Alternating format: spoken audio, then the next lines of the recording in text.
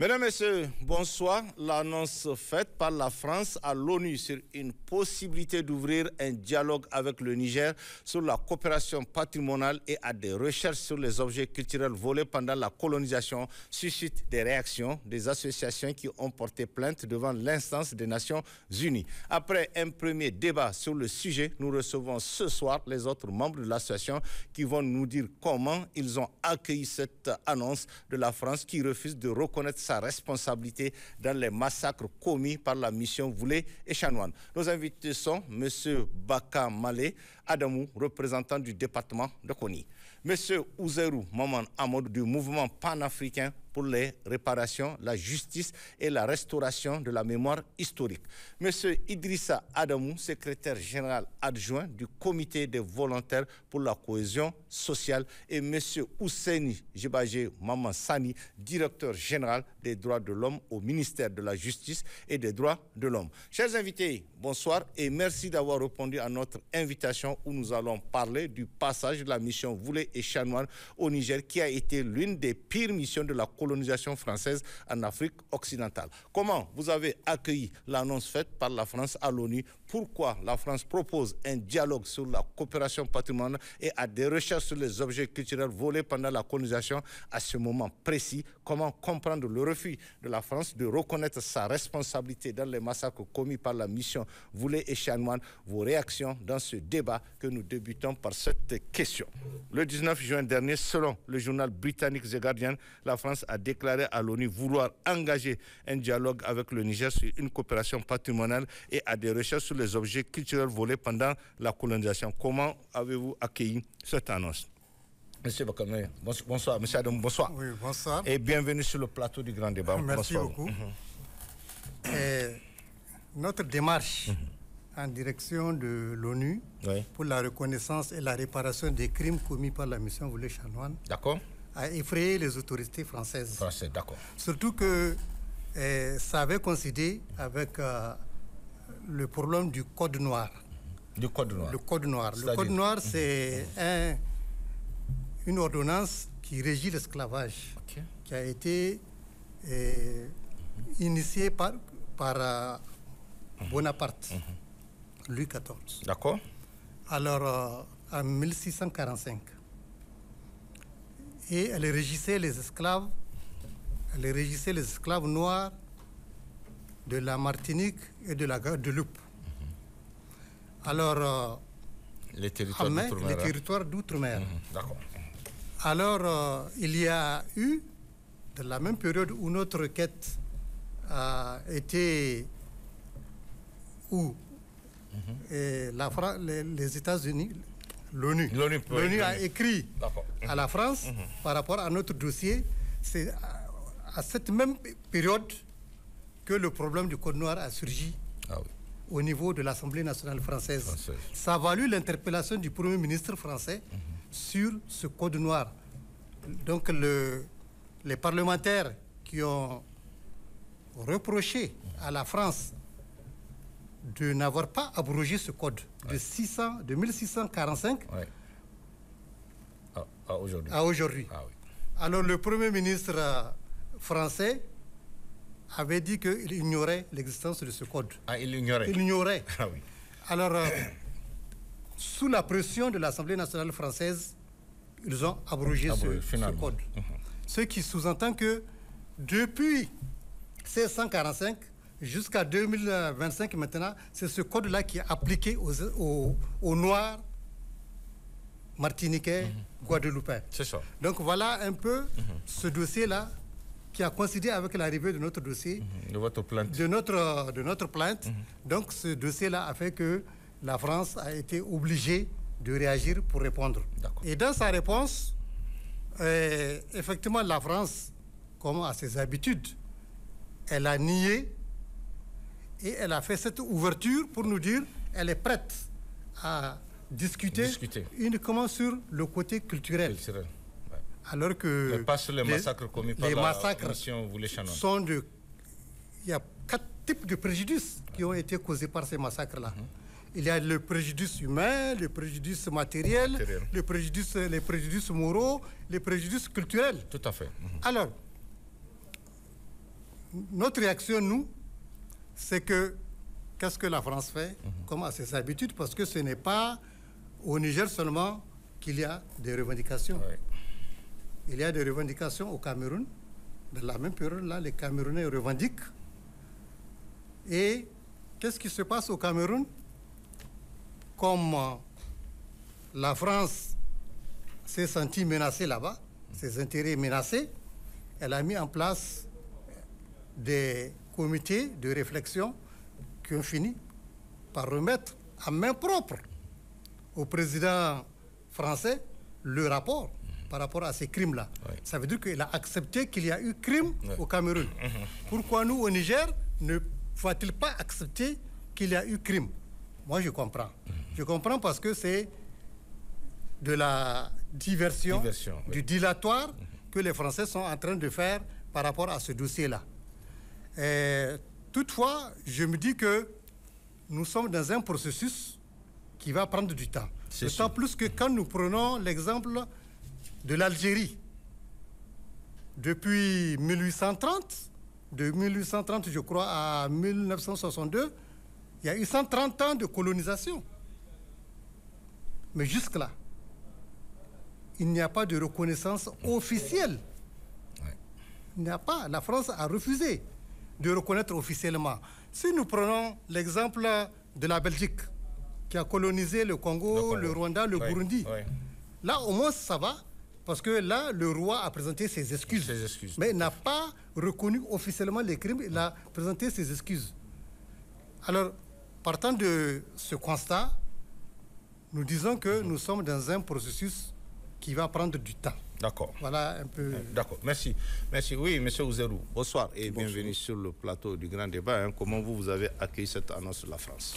D'accord, merci M. Ablaye pour l'occasion que vous nous offrez de pouvoir nous exprimer par rapport à cette question dans laquelle nous sommes impliqués depuis les événements du 26 juillet. Je rappelle que je suis le leader du mouvement panafricain pour la justice, la restauration de la mémoire historique, qui regroupe à son sein 6 pays. Actuellement, nous sommes le Niger, dont je suis moi-même le leader du mouvement. Nous avons la Centrafrique, le Togo, la Guinée-Conakry et le Tchad. Il vous souviendra que tous ces pays, d'un moment à l'autre, ont été soumis à l'esclavage ou ont été soumis à la domination coloniale de la France. Donc, nous, au sein de notre mouvement, c'est de faire en sorte que nous puissions fédérer les esprits à ce que, à travers l'Union africaine, nous puissions trouver des mécanismes de réparation pour que la France puisse d'abord reconnaître le tort qui a été fait aux pays africains, mais également accepter de payer ces réparations. Et donc nous, le jour où ça a été, j'ai reçu l'information, c'était un plaisir pour moi et une joie en même temps. Ah oui. Parce que il se trouvait que, j'avoue franchement que je n'étais pas en connaissance des tractations qui ont été entreprises entre-temps par les 4 familles qui ont porté plainte au niveau des Nations Unies. C'est ça. Parce que moi, entre-temps, au moment où nous sommes lancés dans ce combat, nous avons envoyé des correspondances non seulement au président Macron à travers une plateforme qu'ils ont en ligne où on avait la possibilité d'envoyer des plaintes. On a envoyé une correspondance pour demander la reconnaissance de ce tort auprès de la France. En dehors de ça, nous avons envoyé encore une autre correspondance au Parlement français pour demander cette reconnaissance. Et autrement encore, nous avons porté plainte au niveau de l'UNESCO pour la restitution du patrimoine africain qui a été dérobé lors de cette colonisation. Et donc, quand j'avais appris cette information, c'était un plaisir pour moi parce que je me suis dit que le combat que j'avais mené avait réussi. Et c'est entre-temps que j'ai appris qu'il y avait des grandes familles qui avaient porté plainte également au niveau des Nations Unies. Et je me dis que c'est une synergie d'actions qui ont été faites et qui ont conduit à cette réaction de la France. Mais j'ai été avec la BBC qui m'a interviewé. J'avais dit que nous ne sommes plus dans cette logique la France va dire, elle va nous amadouer, on a reconnu, on va ouvrir des portes de dialogue, mais on ne va pas reconnaître. Mais nous, en tant que jeunes, nous disons que nous sommes les Africains qui allions héritiers qui sont les héritiers des pays africains. Et donc, nous sommes dit que nous allons nous positionner pour que la France, en dehors de dire qu'elle va payer, qu'elle puisse d'abord reconnaître ce tort, de présenter les excuses, et ensuite de penser à des mécanismes à travers nous, nos institutions, que nous allons mettre en place sur la base de nous, Africains, pour que la France puisse procéder à ce paiement des réparations. Je vais vous rappeler quelques dates qui remarquent cette question de demande de réparation. Le 27 et 29 avril 1993 à Abuja, au Nigeria, ce fut le premier fondement qui ont jeté les bases, les débats de cette demande de réparation. Ensuite, la conférence d'Accra a continué le 14 et 17 novembre 2023 au Ghana pour aller à la 37e session ordinaire de l'Union africaine les 17 et 18 février 2024 à Addis Abeba en Éthiopie, qui a pris l'adoption de la décision 884 sur la construction d'un front uni pour faire avancer les causes de la justice et le paiement des réparations aux Africains, en faisant sien la proclamation d'Accra sur les...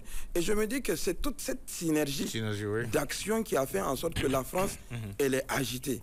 Elle sait qu'il y a une prise de conscience au niveau des Africains, donc il faut rapidement dire, faire comme le passé. Donc il faut rapidement dire, bon, on va payer... C'est de la diversion. C'est de la diversion. Et donc nous sommes dit que nous allons nous constituer, nous allons prendre attache avec toutes ces familles pour que nous puissions amener notre apport, pour qu'ensemble nous puissions mettre la France devant les faits accomplis et qu'elle puisse reconnaître ce tort et pouvoir aller sur des discussions d'homme à homme. Je dis d'homme à homme parce que nous sommes des humains et que c'est un crime qui doit être constitué comme un crime contre l'humanité. Et si on retourne aux faits, il y a le vol, le pillage de notre identité culturelle, et le pillage, le massacre qui a été fait, le massacre en masse. Donc tout ça là, on peut constituer ça comme un crime contre l'humanité et amener la France à agir dans le bien des communautés africaines. D'accord. Avant peut-être de donner la parole à Idriss, on peut rappeler un peu ces 4 familles-là, les 4 familles qui sont constituées pour porter plainte. Les 4 familles, il y a... C'est des communautés. C'est des communautés, voilà. oui. De Koni. De Lougou. Lougou. Voilà. Les communautés de Koni, Lougou. Giratawa, voilà. Et Djungu. Voilà. C'est les 4 familles. C'est juste pour avoir la précision. D'accord. Merci beaucoup, Zerou. Oui, M. Dessadon, bonsoir. Oui, bonsoir. Bienvenue aussi sur le plateau du Grand. Qu'est-ce que vous allez ajouter sur cette question et comment vous avez accueilli cette annonce de la France? Merci, M. Abdoulaye. Et ce que j'aurais à ajouter sur ce que mes prédécesseurs viennent de dire relativement à cette question, c'est que nous, personnellement, nous avons accueilli ça avec grand étonnement. D'accord. D'entendre et de voir un pays comme la France, qui reconnaissait avoir bel et bien perpétré ses missions colonisatrices envers les pays africains, particulièrement le Niger, parce que c'est de lui que nous parlons aujourd'hui. Oui, bien sûr. Reconnaître qu'il y a une mission et que maintenant on souligne qu'ils reconnaissent être prêts à négocier sous l'angle culturel, mais ne reconnaissant pas les exactions et les pillages exercés sur les populations nigériennes de l'époque. Celui qui reconnaît le tort culturel et ne reconnaissant pas le tort humain, et à dire que c'est un Français qui agit ainsi, je vous fais notifier que c'est une totale contradiction. C'est un paradoxe inadmissible, c'est une insulte à la mémoire de l'histoire du Niger, d'entendre que la France aujourd'hui est prête à négocier avec le Niger sous l'angle culturel, mais ne reconnaissant pas le tort humain. Or, si il y a eu bel et bien pillage des biens culturels, mais il faut piller l'homme ou en finir avec lui pour avoir accès à ces éléments culturels. Bien sûr. Donc du coup, la France, qu'elle le veuille ou pas, elle se met la corde au cou aujourd'hui.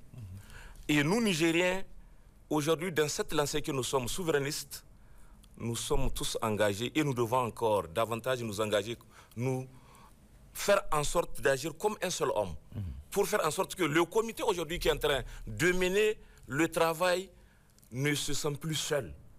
Qu'on sente que c'est une cause nationale qui exige l'engagement de tous et les mains ensemble pour faire en sorte que ce combat-là soit gagné. Quel qu'en soit le temps que ça va prendre, l'essentiel c'est d'aboutir. Tout à fait. Si cela aboutirait aussi longtemps que cela soit, je vous dis, ceux qui se sont sacrifiés en leur temps pendant cette période coloniale, même étant sous terre, ils se sentiront, comme on dit, lavés et honorés, historiquement parlant. Voilà pourquoi nous relevons du mouvement, pour ne pas dire le comité des jeunes pour la cohésion, des volontaires pour la cohésion sociale. Quand nous avons entendu cela, nous nous sommes invités à rejoindre ce mouvement parce qu'il s'agit d'une cause nationale. Tout à fait. Et qui parle de cause nationale dit l'affaire de tous. Et la cohésion sociale, c'est l'affaire de tous. Voilà pourquoi, M. Abdoulaye, aujourd'hui, vous m'avez vu à ce débat pour pouvoir apporter mon mot au nom de notre comité des volontaires pour la cohésion sociale. Et au moment venu, nous allons revenir pour développer davantage. Voilà ce que j'ai à dire. Merci Idrissa. Merci. Oui, M. Hussein Djibajo, bonsoir. Et bienvenue aussi sur le plateau du grand débat. Qu'est-ce que vous allez ajouter? Comment vous avez accueilli cette annonce? Comment le gouvernement a réagi par rapport à cette annonce? Parce que vous êtes le représentant du ministère de la Justice à ce débat. Merci, M. Tchamogo, pour nous avoir invités cet après-midi à ce grand débat. C'est une occasion pour le ministère de la Justice, en tout cas, de révéler ce qu'il est en train de faire par rapport à cette affaire qui est en train de défrayer la chronique. Et permettez-moi d'abord de faire un petit rappel historique qui a valu l'intervention du ministère de la Justice. Et si vous vous rappelez, à la fin du XVIIe siècle, la France était dans une course au drapeau. Course au drapeau, c'est-à-dire qu'elle cherchait à maximiser le nombre de territoires sous sa soumission. De colonies. Donc il y avait à l'époque une partie du Sahel qui était sans maître, c'est-à-dire sans colonisateur. Et la France avait décidé alors de se lancer à la conquête de cette partie du Sahel qui n'était pas encore colonisée. Et c'est pourquoi la France avait pris la décision d'envoyer 3 missions. Je parle sous le contrôle des historiens. Oui, voilà. Et 3 missions. D'abord, il y avait une mission qui a quitté l'Algérie. C'était la mission Fouro-Lamy. Fouro-Lamy, tout à fait. Ensuite, il y avait une autre mission, la mission Gentil. Ensuite, la 3e mission, c'est celle qui nous intéresse aujourd'hui, la mission Voulé-Chanoine. Et le consigne était que toutes ces 3 missions devaient se rencontrer au bord du lac Tchad, précisément à Kousséri. Alors, la mission qui nous intéresse, c'est celle conduite par les capitaines Voulé, Paul Voulé et Julien Chanoine. C'était des jeunes officiers français. Voulé était âgé de 35 ans à l'époque. Et c'était le fils d'un général de l'armée française qui fut même resté ministre de la guerre. Et Chanoine était son ami, encore plus jeune que lui, puisqu'il n'avait que 29 ans à l'époque. Donc il devait quitter Saint-Louis au Sénégal pour se rendre en direction du Niger. Donc ils sont arrivés au Niger en début de l'année 1899. Et ils ont longé le fleuve, les rives du fleuve, et ils ont pris la direction est. Et c'est là où, au cours de leur trajet, ils ont commis toutes ces exactions que nous connaissons aujourd'hui, notamment les viols, les assassinats, les actes de torture, les déportations, etc. Et si un bilan devait être fait, en tout cas, les historiens parlent de 6 000 jusqu'à 15 000 morts. 15 000 morts, ok. Au total. D'accord. Et face à ces dérives, il y avait un lieutenant qui faisait partie de cette mission, vous voulez, Chanoine, un lieutenant qui s'appelait Péto, oui. Qui n'était pas d'accord avec les méthodes utilisées par ses chefs. Alors, il a écrit une lettre qui a atteint jusqu'au président du Conseil français de l'époque, Paul Dupuy. Et la décision a été prise de mettre fin à cette mission. Et le colonel Klob, qui se trouvait à l'époque à Cotonou, pas à Cotonou, à Tombouctou, à Tombouctou, avait été instruit de se rendre au Niger pour mettre fin, pour rectifier en tout cas les exactions qui étaient commises par ces deux jeunes officiers de l'armée française. Et Klob les a rejoints. Et c'était au moment où il cherchait à parlementer, à discuter avec eux, que nos deux capitaines ont donné des instructions à leurs hommes pour le tuer. Donc ils l'ont tué, c'était le 14 juillet 1899. Ils l'ont tué, ils l'ont même dépouillé de ses galons qu'ils ont levés sous forme de trophée. Et l'un d'entre eux a même proclamé que désormais il n'est plus un officier français, et désormais il est devenu un roi de l'empire, d'un empire africain. Alors, voilà un peu l'histoire. Ouais. Donc, pendant tout ce temps, en tout cas, on n'en avait pas parlé, jusqu'au jour où certaines communautés nigériennes qui ont été le plus victimes de ces exactions, dont parmi elles le département de Koni actuel, qui a perdu plus de 6000 personnes, puisque tout le village avait été décimé à l'époque. Donc ils se sont mis en concertation avec d'autres populations victimes pour saisir les Nations Unies à travers le Conseil des droits de l'homme. Je précise que le Conseil des droits de l'homme, c'est une institution, l'institution suprême en matière de promotion et de protection des droits de l'homme au niveau international. C'est ça. Donc ils ont saisi le Conseil des droits de l'homme et il se trouve que déjà le Conseil des droits de l'homme avait procédé à la nomination de ce qu'on appelle un rapporteur spécial. Il y avait un rapporteur spécial qui a été nommé depuis 2011 et qui s'occupait des questions de rétablissement de vérité, de la justice et tout ce qui concerne les exactions qui ont été commises par les missions coloniales. Donc ils ont saisi le Conseil des droits de l'homme, c'était en 2021. À l'époque, le rapporteur, c'était M. Salvilio. Il a fini son mandat en 2024 et il a été remplacé par un autre, un certain Paul. Donc Paul a écrit, maintenant c'était au mois d'avril 2025, il a écrit 2 communications, l'une adressée au Niger et l'autre adressée à la France. Et c'est dans ses attributions. Parce que quand un rapporteur est saisi d'une affaire comme ça, il doit mener sa propre enquête. C'est ça. Mais il faudrait d'abord qu'il entende les pays concernés.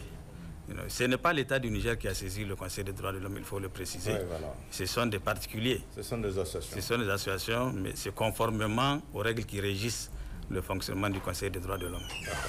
Alors, l'État du Niger a reçu une note verbale avec une dizaine de questions. Et l'État français aussi a reçu une note verbale. Les notes sont parties le même jour.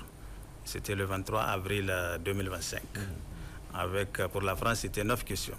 Et pour le Niger, c'était 10 questions. 10 questions, ok. Et dans les questions qui ont été adressées au Niger, le rapporteur spécial qui est saisi de cette affaire, je précise que ce n'était pas lui seul. Ce n'était pas lui seul qui a signé les lettres adressées au Niger et à la France.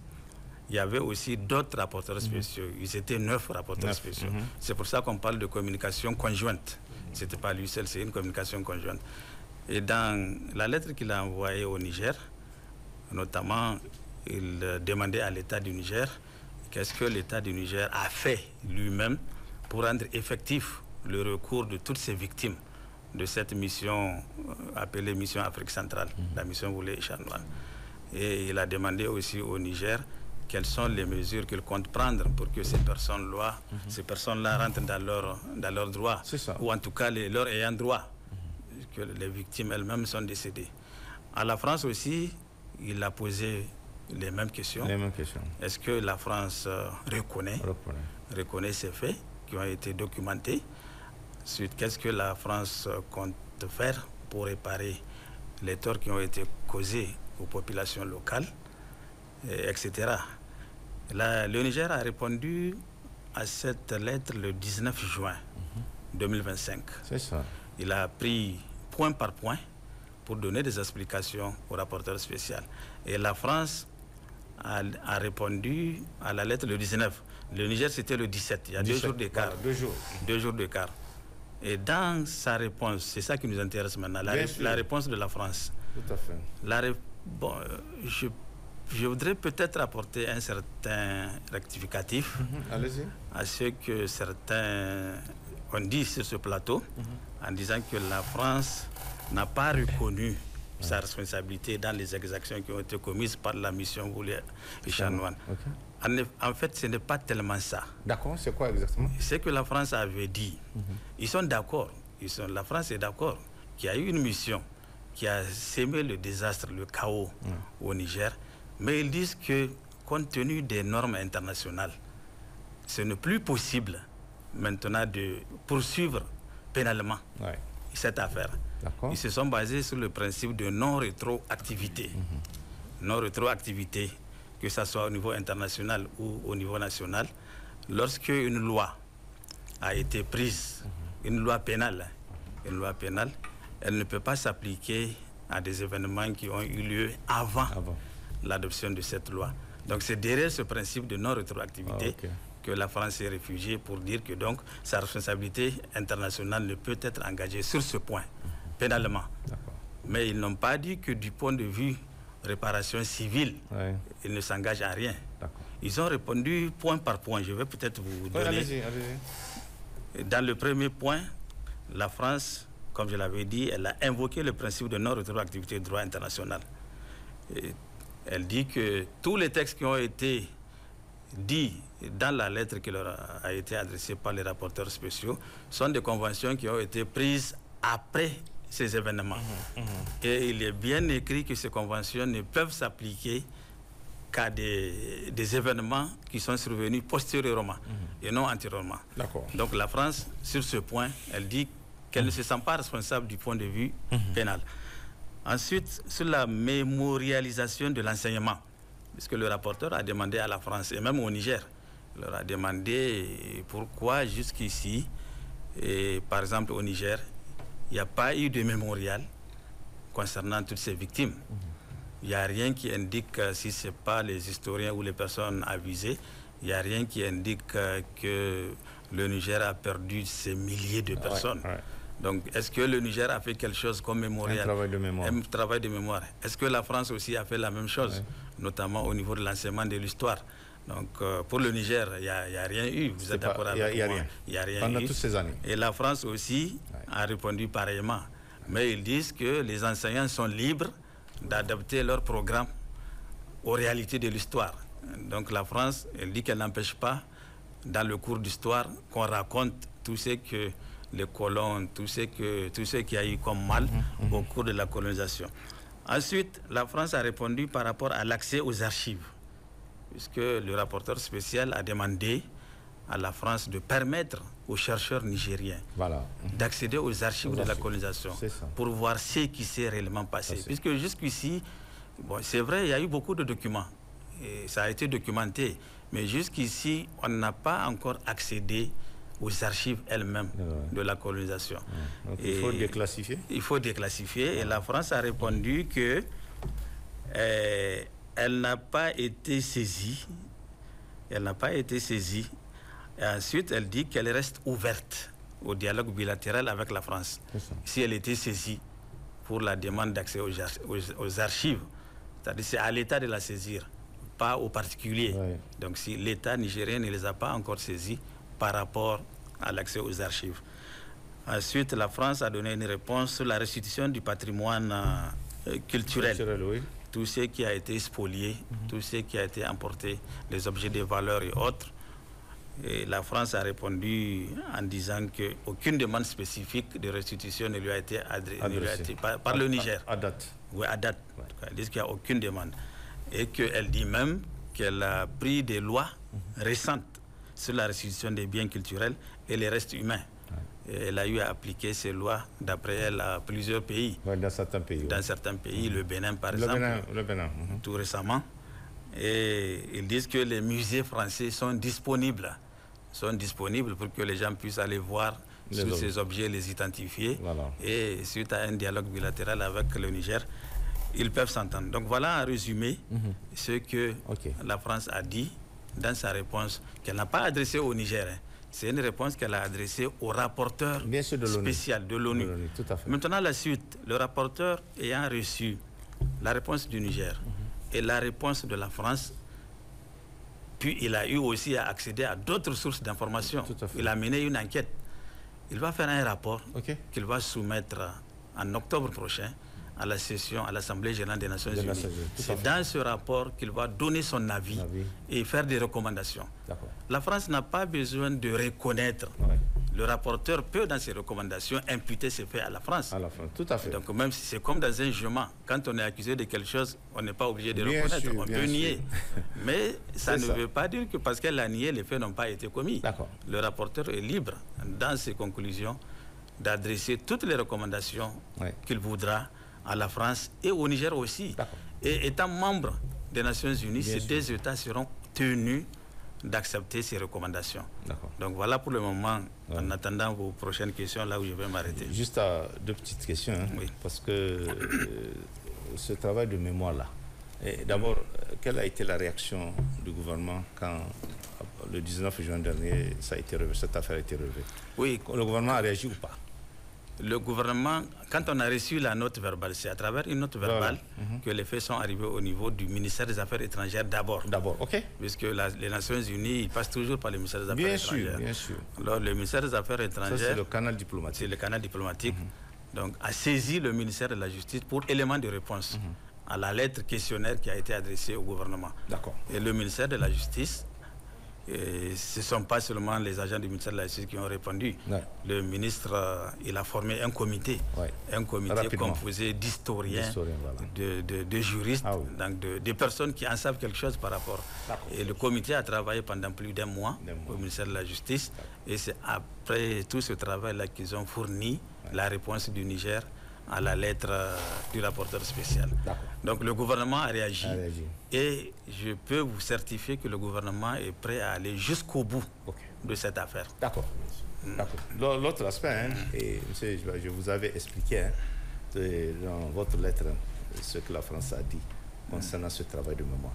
Comment on peut expliquer pendant toutes ces années, avec toutes ces atrocités commises dans ce pays, qu'il n'y a pas eu ce travail de mémoire qu'il faut faire pour pouvoir avoir des archives et envoyer. Parce que la France, c'est ça qu'elle reproche, parce qu'elle dit qu'il n'y a pas eu ce travail de mémoire. Et c'est qui est vrai. Comment on peut expliquer avec tous ces intellectuels qu'on a, tous ces historiens qu'on a, tous ces gouvernements qui sont succédés, qu'il n'y a pas eu ce travail de mémoire? Honnêtement, comment on peut expliquer? Moi, je peux l'expliquer. Comment on peut l'expliquer? Je peux l'expliquer sous deux angles.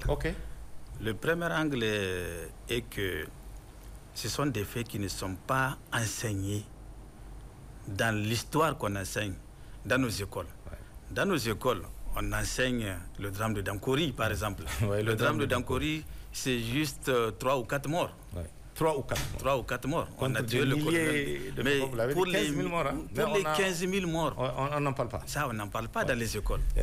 Donc les gens ne sont pas informés, si ce n'est pas grâce à cette affaire qui a éclaté maintenant. Malgré l'indépendance qui a été acquise en 1960. Tous les gouvernements qui sont succédés, personne ne parle de ça. Et les gens acceptent qu'on enseigne ça. C'est le deuxième argument. C'est le deuxième argument, le manque de volonté politique.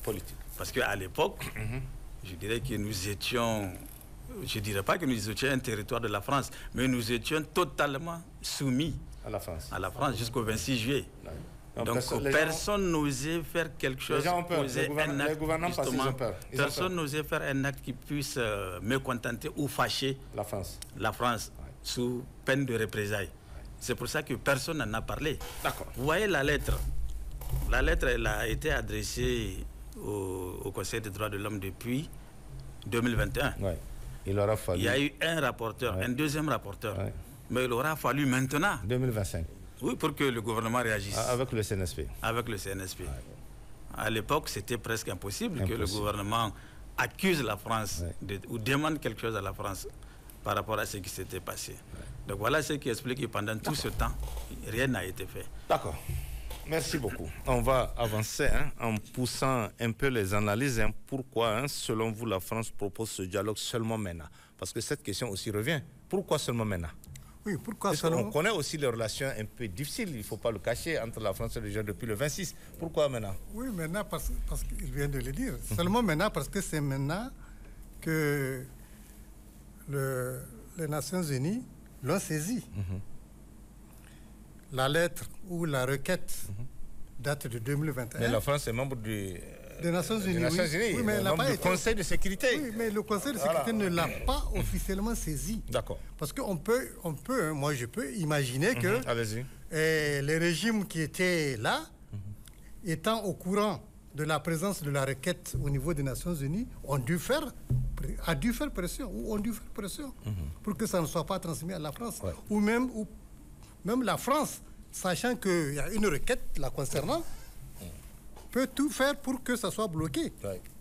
Donc maintenant que les choses ont changé, la donne a changé. La donne a changé, voilà pourquoi le dossier a avancé. Puisqu'on a parlé d'un premier rapporteur qui est parti, mais qui n'a pas pu transmettre cette lettre-là ou qui n'a pas pu faire un rapport à la France et au Niger. D'accord. Oui, qu'est-ce que vous allez ajouter? D'accord. Moi, ce que je vais dire, à cette ère de refondation, c'est-à-dire le Niger n'est plus le Niger d'avant où la France avait l'habitude d'imposer ses lois et ses règlements.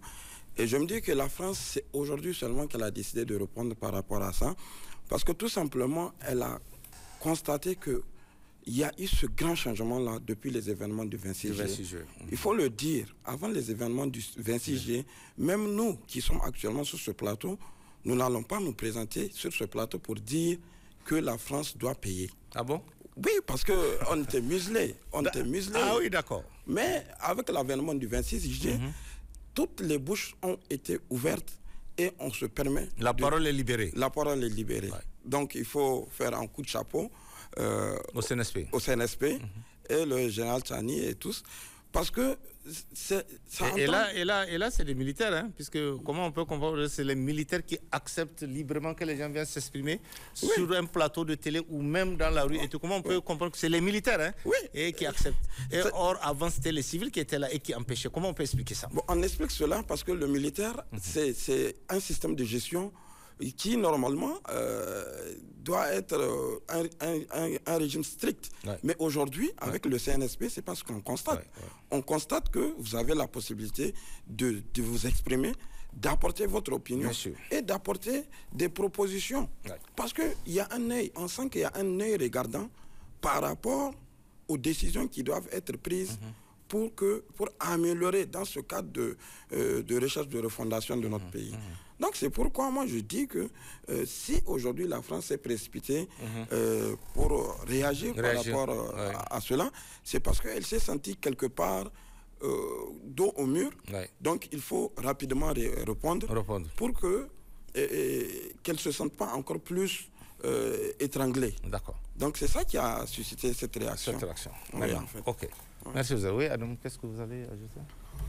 Oui, M. Abdoulaye, ce que j'ai à ajouter, c'est que, effectivement, la réponse donnée par la France, un peu plus précipitée, peut s'expliquer selon les idées suivantes. Pour moi, déjà, comme vous l'avez dit, depuis l'avènement des événements du 26 juillet 2023, la France, contre son attente, s'était trouvée obligée de plier armes et bagages pour quitter le Niger, malgré elle. D'accord. Et chemin faisant, voilà, comme vous l'avez dit, pour rappel, une plainte qui a été déposée depuis 2021. Et en ce temps-là, on avait un régime qui était totalement acquis à la France. Ouais. Et que dans les démarches sûrement, même si ce sont des particuliers qui ont déposé cette plainte, l'État nigérien en a eu vent. Tout comme l'État français. Et il n'a rien fait. Et il n'a rien fait parce que il sait ce que c'est, vouloir parler de la France de ce genre de questions. Ouais.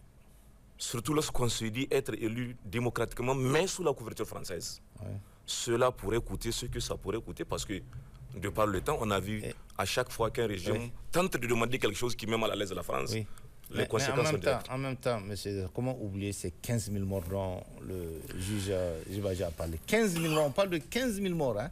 Et 6 000 dans le seul département de Koni. Comment on peut oublier toutes ces victimes? Monsieur Abdoulaye, oui? C'est avec regret que je vous le dis. Et les responsables politiques africains en général, et nigériens en particulier, lorsqu'il s'agit d'adopter une conduite pouvant leur permettre de s'éterniser au pouvoir ou de garder leur pouvoir sans inquiétude, je vous assure, ils sont prêts à tout. Ils sont prêts à tout. Ouais. La décimation de leurs concitoyens ne leur dit absolument rien. Ça, l'histoire en est témoin.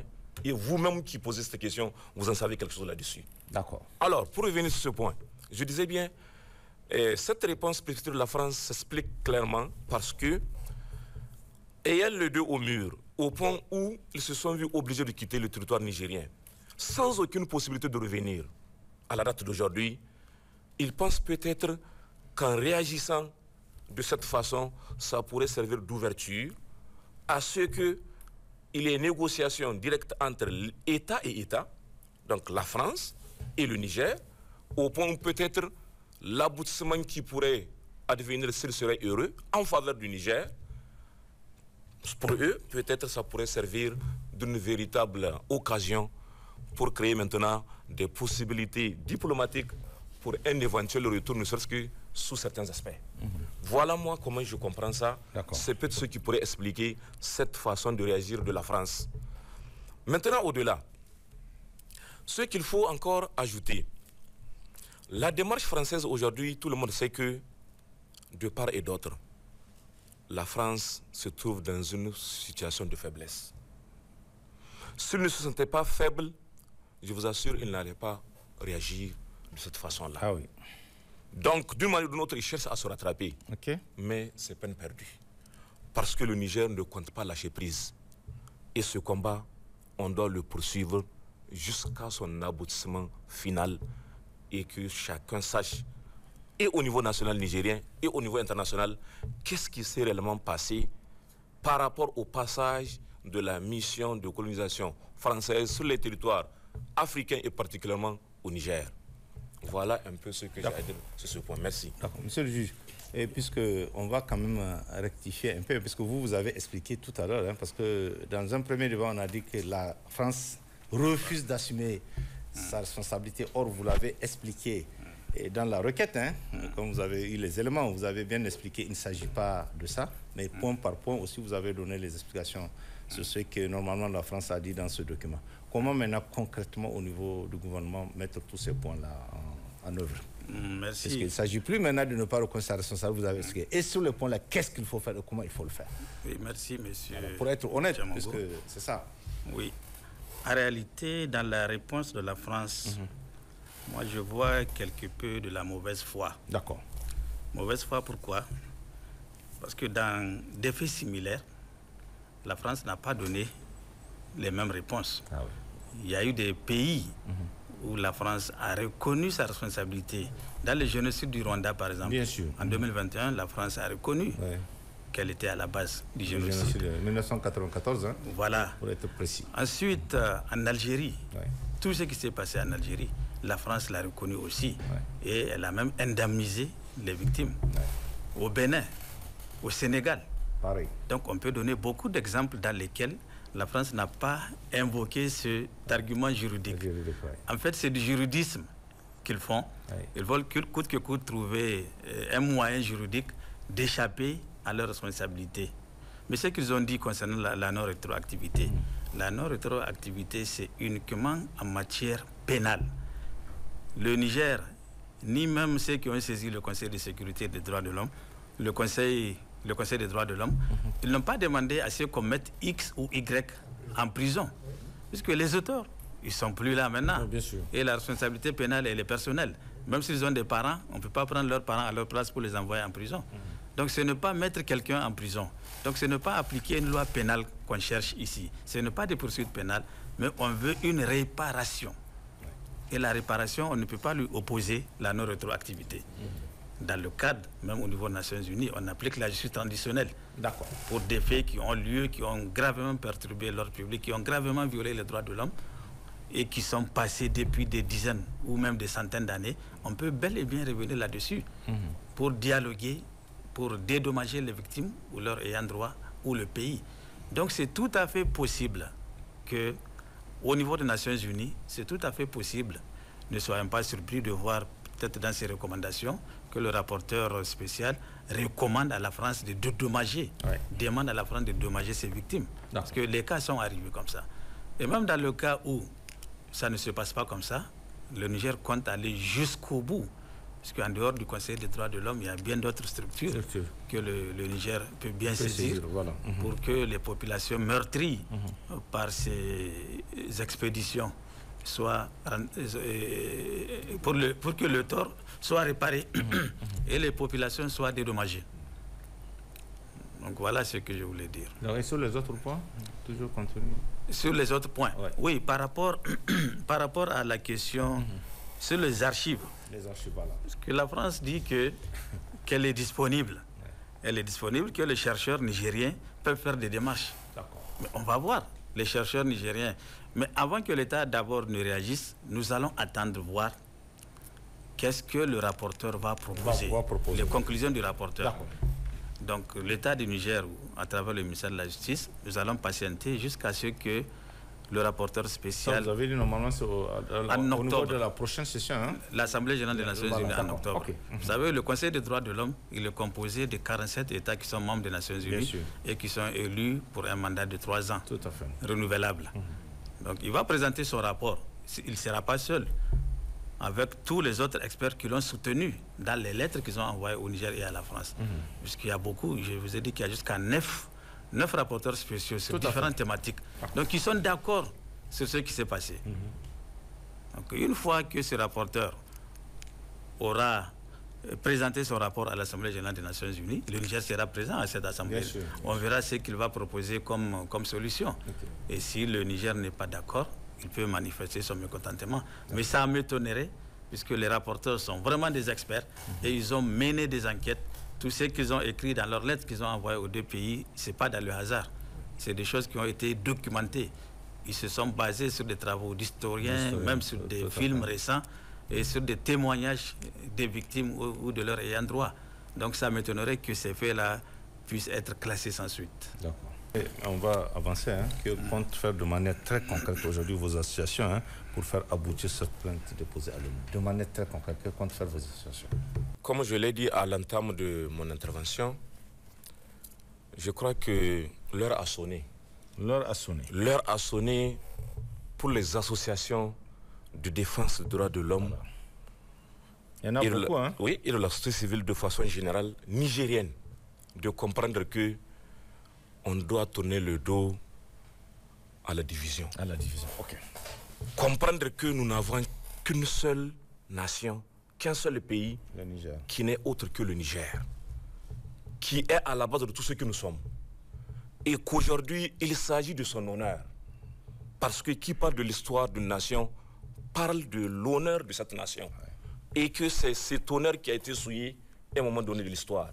Nous devons tous nous unir comme un seul homme pour mener ce combat de la manière la plus responsable possible, pour faire en sorte que le Niger sort vainqueur et grandi, et que nos grands ancêtres qui ont été victimes de ces exactions, de ces pillages, de tout ce dont on a eu à énumérer ici, puissent, même étant longtemps sous terre, sentir une certaine, comme on dit, compensation que leurs efforts n'ont pas été vains.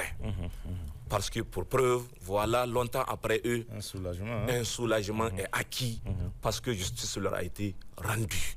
Même si, comme l'a si bien dit mon frère le juge de la justice, que même s'il ne peut pas y avoir de sanctions pénales, si la justice pourrait s'appliquer au point de contraindre la France à accepter la réparation, je crois que avoir obtenu une réparation après avoir subi un préjudice, c'est aussi une autre forme de se sentir, comme on dit, réconfortés, tant du point de vue moral ou en un mot du point de vue humain. D'accord. Voilà donc comment moi je vois cette question sous cet angle-là. Les organisations de la société civile, de la défense des droits de l'homme, le temps est arrivé pour découvrir leur véritable engagement. Oui. Mais ce qu'on a constaté depuis le 19 juin que l'information a été rapportée, il y a peu de réactions. Comment on peut expliquer ça? Il y a peu de réactions au niveau des intellectuels, au niveau de ces associations et tout. Comment on peut expliquer ça? C'est pour cela que sur d'autres sujets, on a vu tout de suite les gens sortent pour pouvoir réagir. Et pourquoi il y a peu de réactions? Oui, c'est pour ça que je viens de vous dire que... oui, c'est juste les associations, hein, les communautés qui ont porté plainte, qui ont réagi. Les autres, c'est parce que je partage votre lecture de la situation sur laquelle je viens de dire. L'heure a sonné. Ah oui. L'heure a sonné. Il faut que les uns et les autres comprennent que quand on parle du pays, l'individualité doit s'effacer. Ah oui. Quand on parle de l'intérêt général, l'intérêt particulier doit se taire. Il faut que ce Niger-là survive et dans le temps et dans l'espace. Ouais, pour que nos égaux puissent nous servir à quelque chose. Bien sûr. Sinon, en tout cas, les gens doivent comprendre que ce n'est pas pour ceux qui gouvernent ou qui dirigent aujourd'hui qu'ils sont en train de faire montre de certains comportements irresponsables. C'est pour eux-mêmes. Parce que les dirigeants, ils ne sont que d'obédience temporelle. Un temps viendra où ils ne seront plus. Bien sûr. Ce serait d'autres. Le passage, oui. Et que ceux qui pensent que tout ce qu'ils sont en train de faire, comme mal, ils le font, pour eux, non, ils se trompent. Ils doivent se ressaisir pour se détromper à temps. Et mettre leurs mains et leurs pieds dans cette marche souverainiste pour que demain, ils puissent avoir le courage de lever la tête haute, dire qu'ils ont été véritables acteurs pour ce qui a abouti en faveur de la nation nigérienne et de la conscience collective. D'accord, merci. Monsieur Bakamale, qu'est-ce que vous allez ajouter rapidement? Ce que nous comptons faire en tant que communauté, parce que moi je ne suis pas dans une association. Ah oui, bien sûr, en tant que communauté. Ça, on est d'accord. Voilà. On est d'accord. C'est que, d'abord, c'est d'impulser la prise de conscience au niveau des localités, de toutes les localités du Niger qui ont été très victimisées par cette pénétration coloniale.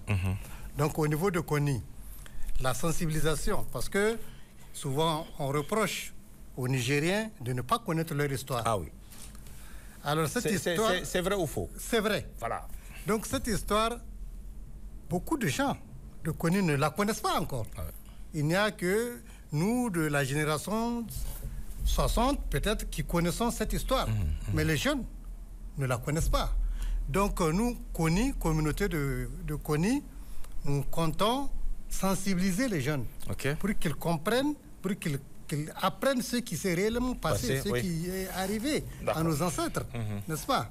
Donc, ça, c'est le premier aspect de ce que nous pouvons faire en attendant, comme nous venons de l'apprendre, en attendant la réponse du rapporteur. Tout à fait. Et en second, nous allons rester en contact, parce que nous sommes en contact avec le représentant du Conseil des droits de l'homme.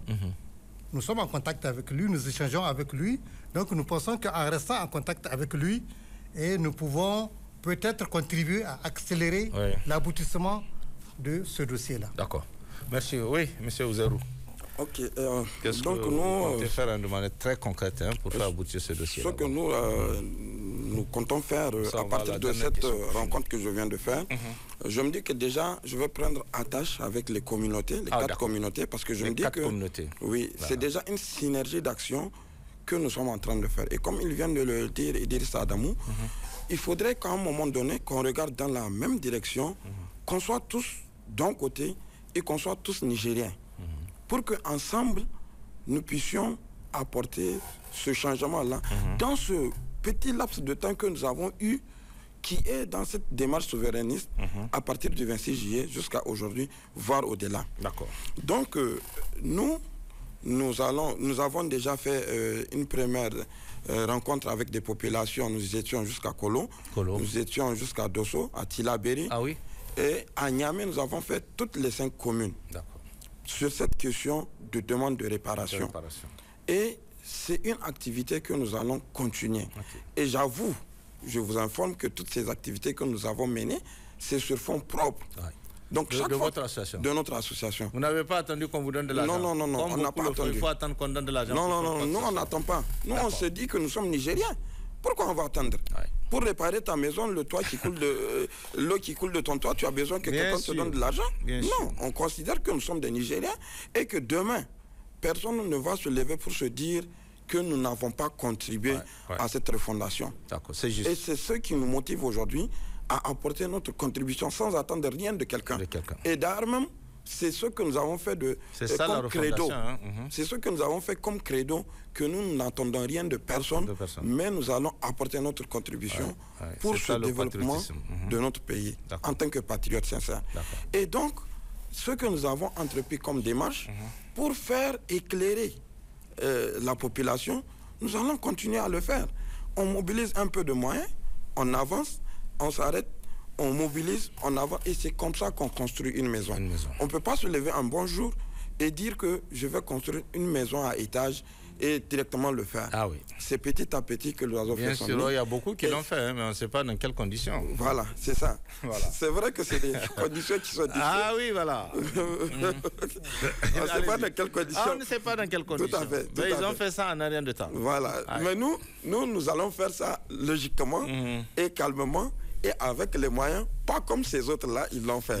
Et on pense que c'est la raison, c'est la voie la plus raisonnable et la plus palpable, la plus spécifique, tranquillement possible, pour que nous puissions atteindre nos objectifs. Et je dis que nous allons prendre attache avec les communautés et tout ce que nous pouvons faire dans ce cadre-là, nous allons apporter notre contribution pour aller de l'avant et nous allons nous approcher également du ministère de la Justice, pour voir ensemble ce que nous pouvons apporter comme contribution. Merci Ouzer, merci. Monsieur le juge, qu'est-ce que peut-être vous allez ajouter sur cette question et puis vous profitez pour faire passer votre message pour finir? Oui, merci. Merci Monsieur Tchemombo. Donc dans cette affaire-là, je dirais qu'il y a eu des crimes. Il y a eu des crimes. Il y a eu des crimes. Incontestables. Incontestablement. D'accord. Puisque même Klopp, quand il était venu pour la rectification, il a parlé de criminels. Il a qualifié ses propres compatriotes de criminels. Parce que vous voyez, ils ont tué des gens sans distinction entre femmes, enfants, hommes, veillards, jeunes, etc. Ils ont pendu des gens. Ils ont jeté des corps vivants dans des puits. Etc. On a vu un témoignage. Tout à fait. Donc, par tous leur passage, ils n'ont semé que la désolation. Donc, si c'était maintenant que ces faits-là ont été commis, ce sont des faits qu'on pourrait qualifier de génocide, de crimes contre l'humanité. Et ce serait imprescriptible. C'est-à-dire, quel que soit le temps que ça aura passé, on pouvait poursuivre pénalement les auteurs. Mais c'est que les faits ont été commis avant ces lois actuelles. Parce que c'est au XVIIe siècle. Alors moi, ce que je dirais, c'est que le ministère de la Justice est là pour aider toutes ces victimes. Toutes ces victimes qui sont allées au Conseil des droits de l'homme. Il est là pour les appuyer techniquement. Techniquement. J'avoue que quand ils ont déposé leur plainte, ils ne sont pas passés par le ministère de la Justice. Mais comme c'est des choses qui se font entre États, le Conseil des droits de l'homme est obligé d'impliquer l'État. Donc s'ils étaient passés par nous, peut-être qu'on aurait pu leur donner d'autres conseils techniques. Pourquoi même pas les appuyer? Ils ont expliqué, ils ne pouvaient pas le faire. Oui, c'est vrai, c'était en 2021. Pas ce courage. C'était en 2021. Quand il s'agit de la France. C'était en 2021. Mais maintenant, on constate qu'au ministère de la Justice, les choses bougent. Depuis le 26. Depuis le 26, les choses bougent au ministère de la Justice. Surtout, vous voyez, depuis le 26 février, depuis le 26 juillet, c'est devenu un ministère de la Justice et des droits de l'homme. Donc l'aspect droits de l'homme est pris en compte dans les activités du ministère de la Justice. Et ça fait partie de la lettre de mission qui a été adressée au ministère de la Justice. Donc voilà ce que je pourrais dire. Et votre message? Mon message par rapport à... Oui, par rapport à... En direction des associations de défense des droits de l'homme, pour soutenir cette cause nationale. Parce que tout à l'heure, Adamo a dit que c'est quand même une cause nationale. Tout à fait. Et de tous ces intellectuels qui sont là. qui devraient faire un travail de mémoire qu'ils n'ont jamais fait. Le message que je dirais, c'est peut-être porter à la connaissance des associations des droits de l'homme qu'ils ont plusieurs possibilités pour se plaindre au niveau international. Il y a cette voie déjà qu'ils ont commencé à suivre bien sûr, par le Conseil des droits de l'homme. Il y a aussi une autre procédure au niveau du même Conseil des droits de l'homme qu'on appelle les communications individuelles. Et ça concerne là une personne qui se trouverait sur le territoire d'un État et qui pense qu'elle a été victime de violation de ce droit par cet État ou même par un autre État. Donc il pouvait bien saisir le Conseil des droits de l'homme sous forme de communication individuelle.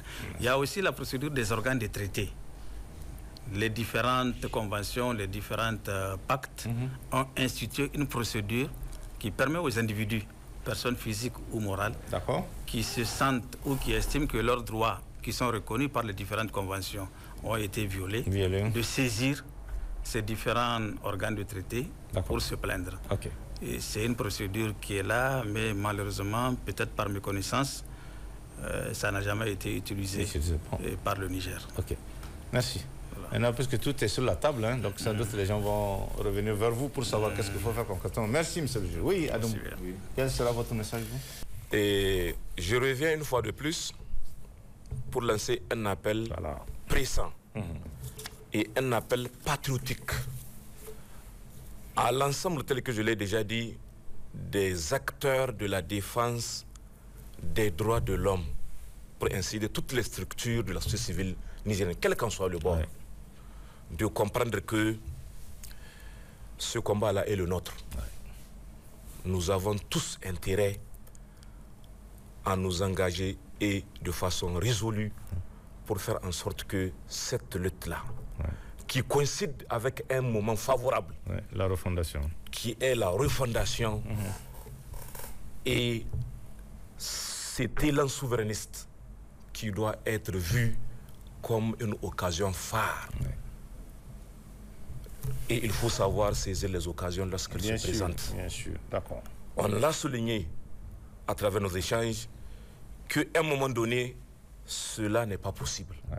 Aujourd'hui, Dieu faisant bien les choses, tout est possible, a créé les conditions à ce que cela est devenu possible. Alors, profitons-en pour faire en sorte que cette page-là sombre de l'histoire du Niger puisse s'éclaircir et éclairer l'ensemble de la conscience nigérienne et de ceux qui sont vivants et de nos morts, pour que désormais on reconnaisse que effectivement notre élan souverainiste n'est pas seulement verbal. Il est dans nos cœurs, il est dans nos actes, il est dans nos comportements. D'accord.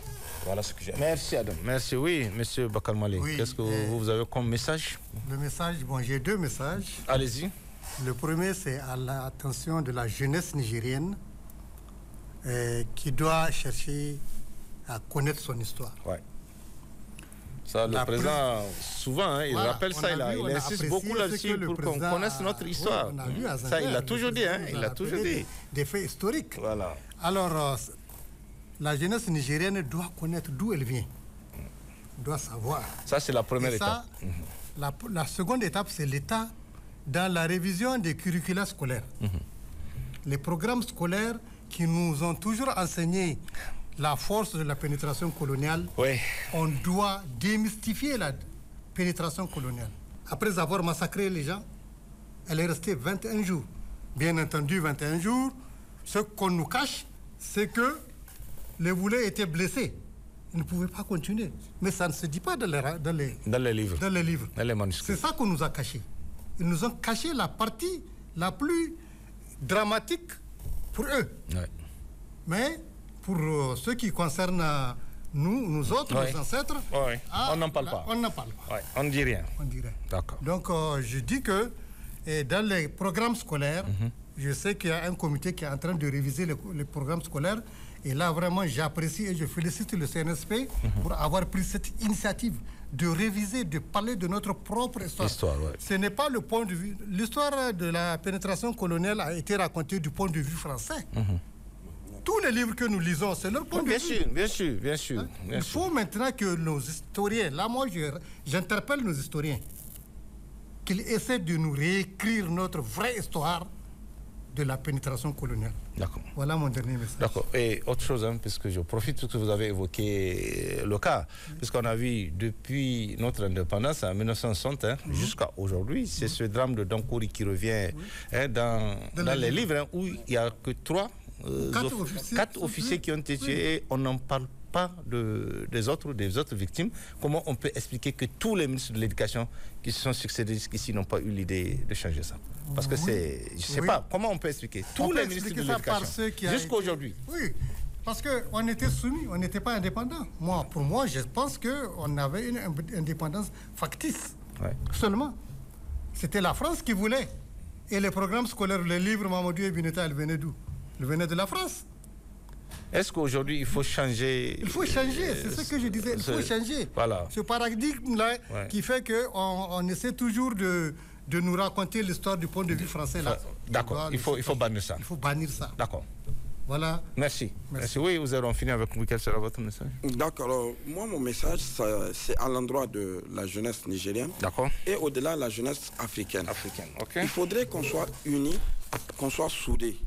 Et qu'ensemble, nous puissions continuer à défendre notre patrie, l'Afrique, notre pays, nos pays, notamment nous pour le cas du Niger, le Niger, et que nous puissions mener ensemble des réflexions et faire des propositions concrètes en cette ère de refondation pour que des solutions soient trouvées à ces problèmes-là que nous avons vécus. Bien sûr. Et dans le cadre de cette question de demande de réparation, moi, mon mouvement va continuer à mobiliser encore plus davantage, parce que chaque fois que nous faisons un passage, nous avons beaucoup plus d'adhérents à ces actions. Et que si nous continuons à nous interposer face aux exigences, parce que tout dernièrement, quand j'avais fait l'interview, j'avais expliqué qu'il n'est plus question que d'avoir ces réflexions du passé où la France se précipite parce qu'elle est au bout du gouffre pour dire qu'elle va payer des réparations ou bien elle accepte de faire certaines choses, comme vient de le dire le juriste, c'est de l'hypocrisie. D'accord. Et nous ne sommes pas d'accord avec ça. Nous allons nous interposer jusqu'à ce que nous perdons notre dernière goutte de sang pour que la France reconnaisse que le Niger et les Nigériens sont des personnes humaines dignes d'honneur, de respect et de confiance pour que nous puissions être mis dans nos droits par rapport à l'époque coloniale et même post-coloniale. Et ce n'est pas uniquement le pillage ou les différents massacres qui ont été faits, mais il y a également le pillage de nos ressources, notamment notre uranium qui a continué à alimenter la France jusqu'à un certain moment. Oui, bien sûr. Donc nous... Jusqu'au 26. Jusqu'au 26. Mais aujourd'hui, avec ce changement, moi je pense que c'est une occasion qui nous est offerte pour que nous puissions devenir un bouclier contre, pas uniquement la France, mais contre tout État qui a de mauvaises intentions, vis-à-vis de notre pays. Personne qui a de mauvaises intentions ou une mauvaise foi vis-à-vis de notre pays. D'accord. Merci vraiment, Ouzerou, pour votre contribution à ce débat et votre engagement, tout ce que votre association est en train de le faire. Vous l'avez dit, parce que vous n'avez pas attendu qu'on vous donne des moyens. Ce sont vos propres moyens que vous avez utilisés pour aller à la rencontre de ces populations, recueillir les informations et puis mener le combat. Et je pense que c'est ça la refondation et c'est ce que beaucoup d'associations aujourd'hui doivent faire pour faire avancer le pays. Vraiment, merci pour votre engagement. Monsieur Adam, merci aussi pour votre contribution à ce débat et tout ce que vous avez soutenu sur ce plateau. Vous avez insisté beaucoup que désormais on doit réécrire nous-mêmes notre histoire au lieu de continuer à parler de ce que le colon a fait, puisque ça c'est ça qui les arrange. Or aujourd'hui nos élèves, nos enfants ne parlent que de ça, alors que notre propre histoire, vous l'avez dit, les gens ne connaissent pas. Et je pense que c'est le moment ou jamais de revenir à notre propre histoire pour qu'on sache qu'est-ce qui s'est passé dans ce pays. Vraiment merci pour votre contribution. Monsieur Idrissa, merci aussi vraiment pour votre contribution et tout ce que vous avez soutenu ce soir, votre appel en direction de la société civile, parce que c'est ça le travail. Ce que nous faisons, c'est pour nous-mêmes, non pas pour le CNSP, parce que souvent les gens pensent que bon, le CNSP est là, tout ce qu'on fait, c'est pour le CNSP. changer. Or non, le CNSP a fait sa part de responsabilité en créant cette situation que nous tous nous avons salué, que nous sommes en train de vivre. Parce que la preuve, on est là sur le plateau, chaque jour en train quand même de faire des débats pour dire qu'est-ce qui ne va pas, qu'est-ce qu'il faut faire pour changer. Or, avant, vous l'avez dit, ce n'était pas possible. Or, le CNSP a assumé ses responsabilités. C'est à nous autres aussi d'assumer nos responsabilités en pouvant vraiment prendre les choses en main et puis s'unir ensemble parce que sans union, on ne peut rien faire. Vraiment, merci pour votre message. Merci. Monsieur le juge Sani, merci. Merci pour tout ce que le ministère de la Justice est en train de faire, parce qu'on a vu le ministère de la Justice, vous l'avez dit, n'a pas attendu.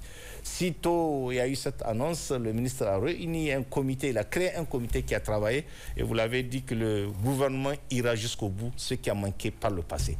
Et je pense que ça fait plaisir de voir que le gouvernement prend en charge des questions nationales. C'est ça un État, c'est ça leur fondation. Vraiment, merci pour votre contribution et tout ce que, en tout cas, le ministère de la Justice fait en ce moment. Vraiment, merci. On va s'arrêter là en espérant se retrouver sur d'autres sujets, sur d'autres questions. Et on va suivre nous-mêmes l'évolution de ce dossier. Et à chaque fois qu'il y a un intérêt quelconque, on peut revenir sur le plateau, apporter l'information vraiment à la population. C'est ce que nous sommes en train de faire depuis le 26. Merci, merci à tous. On va s'arrêter là.